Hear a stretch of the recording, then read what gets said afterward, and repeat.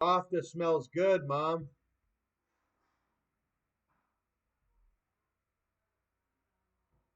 No, the kafta.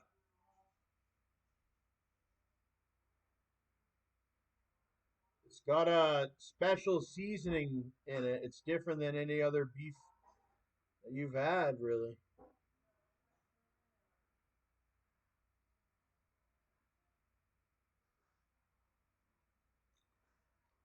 They even make it out of lamb, too. Oh,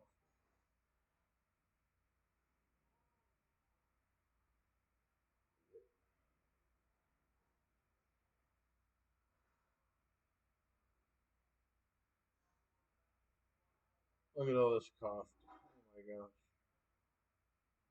Very good. It's like almost like meatloaves. Little meatloaves.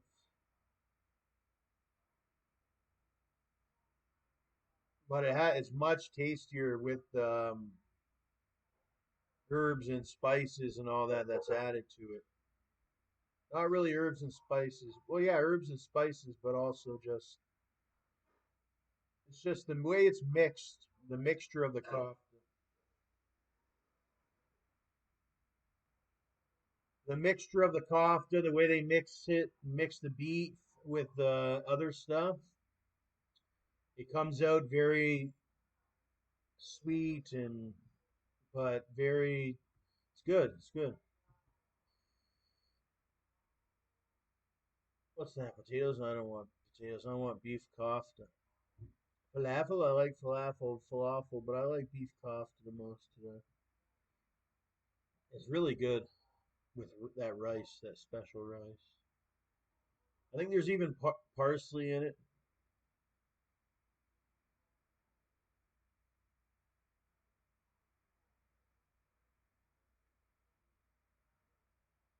Cafe kafta.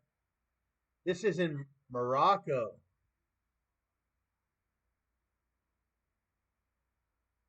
No, no, no. This is in Ottawa. Cafe kafta.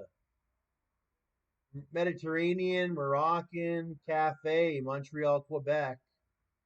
209 Farmount Avenue.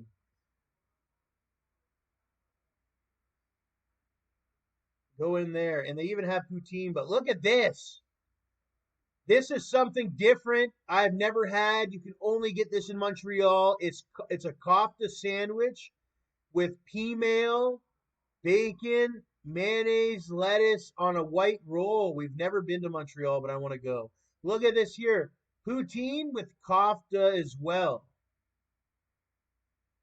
Cafe kofta. They specialize in all the different koftas.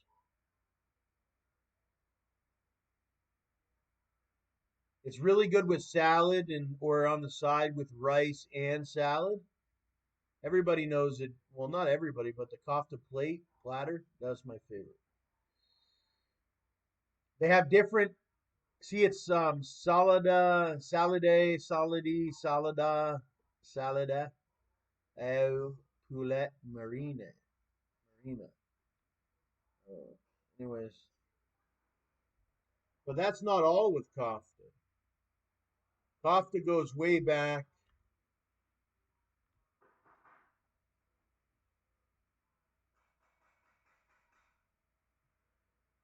Koftas are part of Mughlai cuisine, Mughlai of the Indian subcontinent. Borrowed largely from Persian cuisine, but you can also see koftas or meatballs in Central Asian and Middle Eastern cuisine. There's the butter. Look at this. It's like almost like they have it in a sauce. That looks really good. My mom would like that.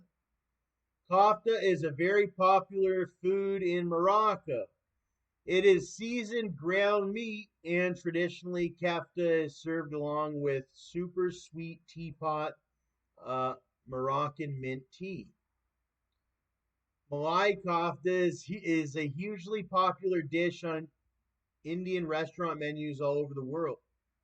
It is a special occasion food, probably because Making it is a labor of love and takes time and effort.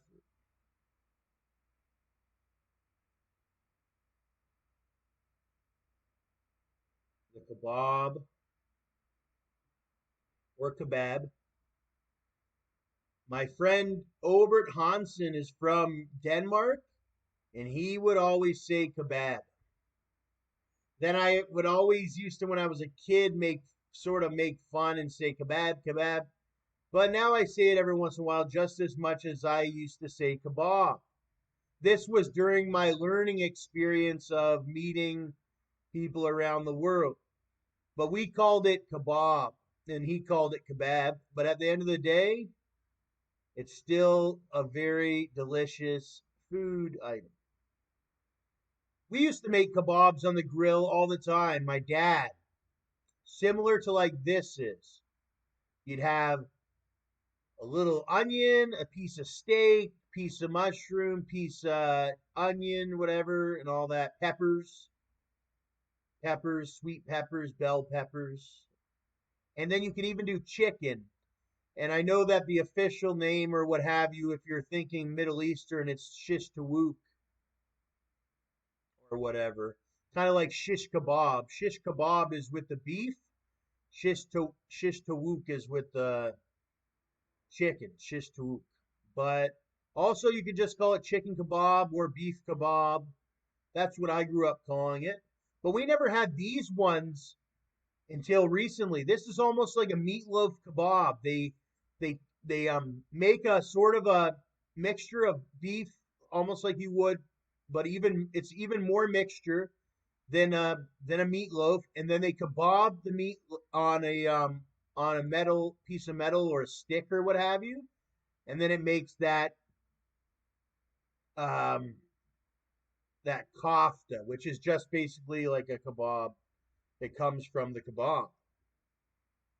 Kind of like they meatloafed a kebab. Look at this. This one's a good one for people that want to make it at home. They've just made that meatloaf sort of thing and they've wrapped it around here, this metal, and they cook it, and then they have their shish kebabs too. Or this one looks like actually a shish, vegetarian shish or what have you that they've done on the kebab.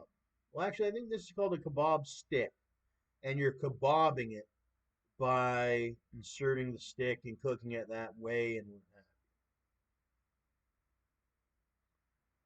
you. This one looks really good.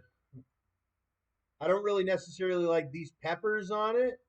I like more of a bell pepper, but with the marination of this steak and all that, Turkish shish kebab, grill skewers with beef. Oh yeah, they also call it skewers. I've even had ones where they're chicken and bacon on a skewer. They're called chicken bacon skewers. You can call them skewers too. It really depends on, usually, it depends on who you're eating them with or where you're going to eat it or who you hear talking about it or whatever is how usually when you, if it's called a skewer or something. I know at certain places like this M&M's, they sell it as skewers, but then if you go somewhere like else, they might sell it as kebab or when you're with a certain person or with your family might call it a certain thing but other families call it. But then eventually, even if you called it something for a really long time, you start calling it the other thing. You're looking for something else to call it. You get sick of, you get not appetized. You get unappetized from it. And then once you start getting into the other terms and all that, you get reappetized because you learned something. Oh, this one looks really good. And you know what you can also make with these?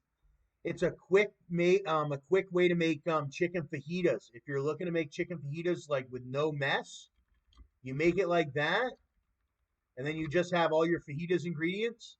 You don't want to cook it like this in a pan. You want to cook it more like the other one with the char grill. Cook it on the stick like that, and just put it on a tortilla, and boom, bada bing, you got really good fajitas.